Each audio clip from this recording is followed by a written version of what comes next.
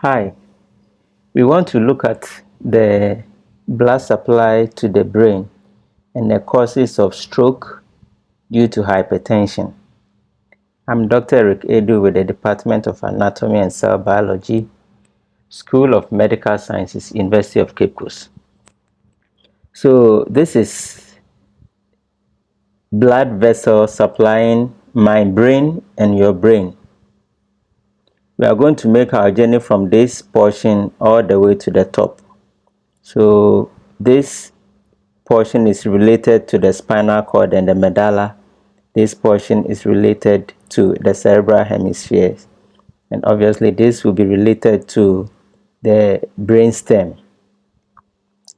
So these two are called vertebral arteries, and they are actually a branch of the subclavian artery, which are also coming from the arch of the aorta.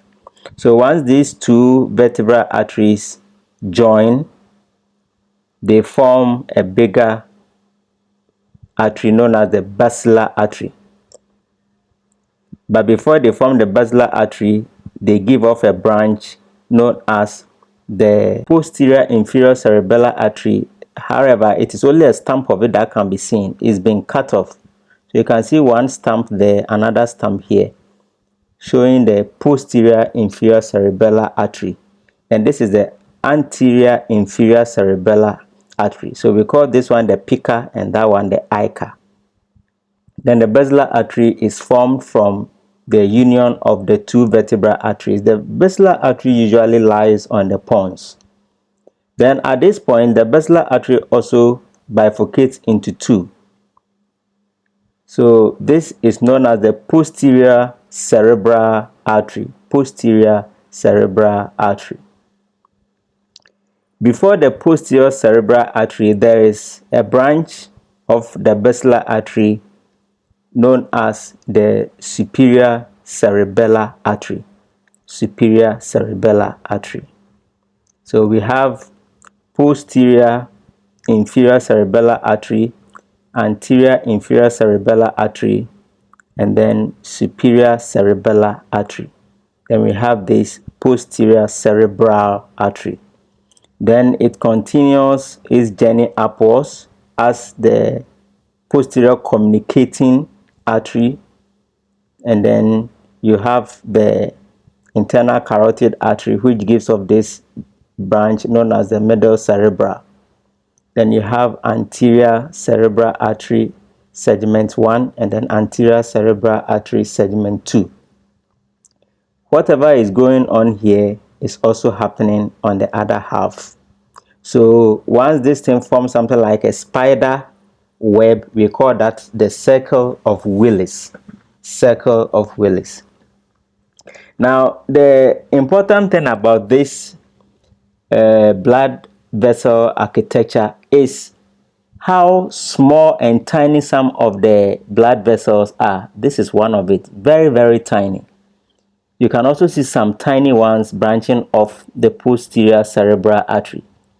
Then you can also see some tiny ones in the middle here between the two anterior cerebral arteries. Those ones also carry blood, and they carry oxygen, and they carry nutrients.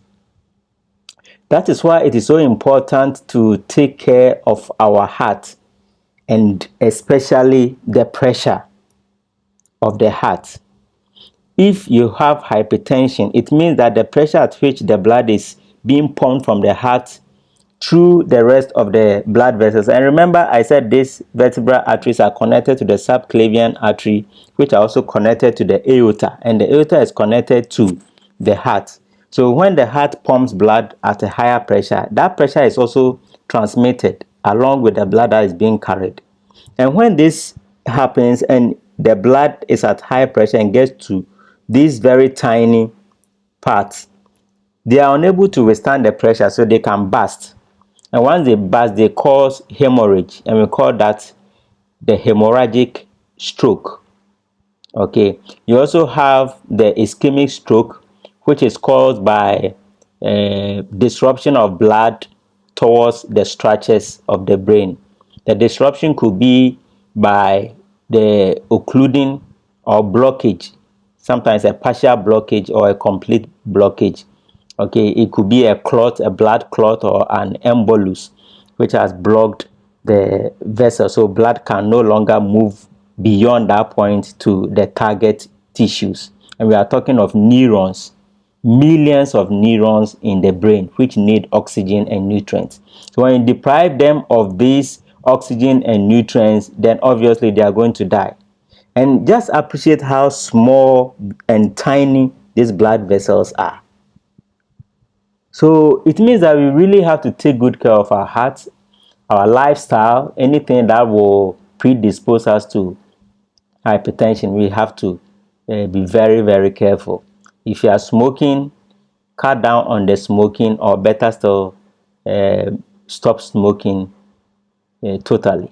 If you are eating very late in the night and eating fatty food as an adult, cut down on it so that you prevent the blockage of your blood vessels, arteriosclerosis, and all that.